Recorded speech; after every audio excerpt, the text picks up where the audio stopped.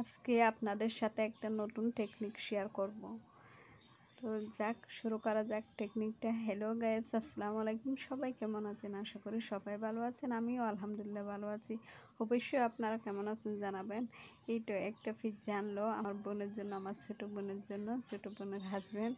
তো আমাকে ভিডিওটা করে পাঠালো, বলতেছে আসলে পাঠাইছে যে এটা এই যে নতুন টেকনিকভাবে কীভাবে পিৎজা ঠান্ডা থাকলে গরম করতে হয় ওইটা দেখানোর জন্য পাঠাইছে। তো ভাবলাম আমিও আপনাদের সাথে এটা শেয়ার করি।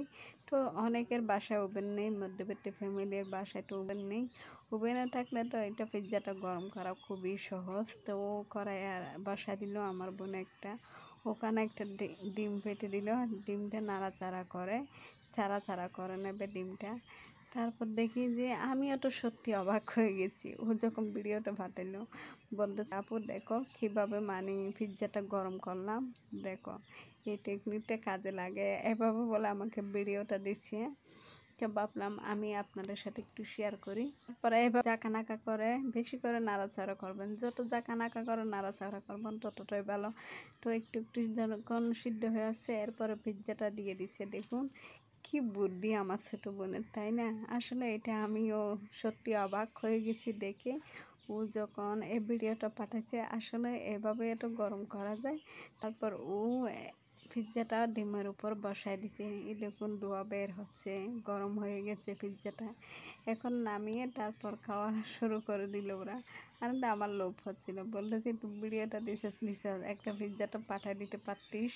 এখনটা আমারও খেতে লোভ হচ্ছে। ওরা বলতেছে ফাটাইছে ভিডিওটা, বলতেছে আপু নজর দিবে না বুঝছো, আবার আমার নজর লেগে আবার পেট কামড়ানো শুরু করবে। হ্যাঁ, তাই বলতেছি আপনাদেরকেও কেউ নজর দেবেন না। এ দেখুন ডিমগুলো আবার তুলে নিচ্ছে, তুলে নিয়ে পিৎজার উপরে দিয়ে তারপর কেটে ওরা পিস করে খাচ্ছে। কি লোভ দেখাচ্ছে দেখছেন। ছোটো কী খাচ্ছে এগুলো আবার আমাকে দেখানোর জন্য ভিডিও পাঠাচ্ছে, আর কীভাবে আমাকে উল্টা শিখাচ্ছে দেখছেন। আবার মাঝে মধ্যে ছোটোরাও বড় হয়ে যায়, বড়দেরকে অনেক কিছু শিখায়, বা শুধু বড়রা শিখায় এটাই না, মাঝে মধ্যে ছোটোদের থেকে কিছু শিখতে হয়। যাদের বাসায় ওভেন নেই তারা এভাবে খাবেন। তারপর আবার ওর হাজব্যান্ড দেখতেছি ওর জন্য নাকি রূপালি আমও পাঠাইছে, ওইটাও আমার সাথে শেয়ার করলো বা ভিডিও করে পাঠাইলো, বলতেছে রূপালি আম এনে খাবেন, খুবই স্বাদ। আসলে কি স্বাদ, আমি আমি তো এমনি খাইছি, হয়তো যারা খাইছেন তারা বলবেন স্বাদ কিনা, অবশ্যই জানাবেন। তো ভিডিওটা আছে এতটুকু, সবাই ভালো থাকবেন, সুস্থ থাকবেন, কেউ কিছু মনে করবেন না। এই ভিডিওতে খুব সুন্দর সুন্দর করে কমেন্টস করবেন, কেউ স্টিকার কমেন্টস করবেন না। আশা করি সবাই ভালো থাকবেন।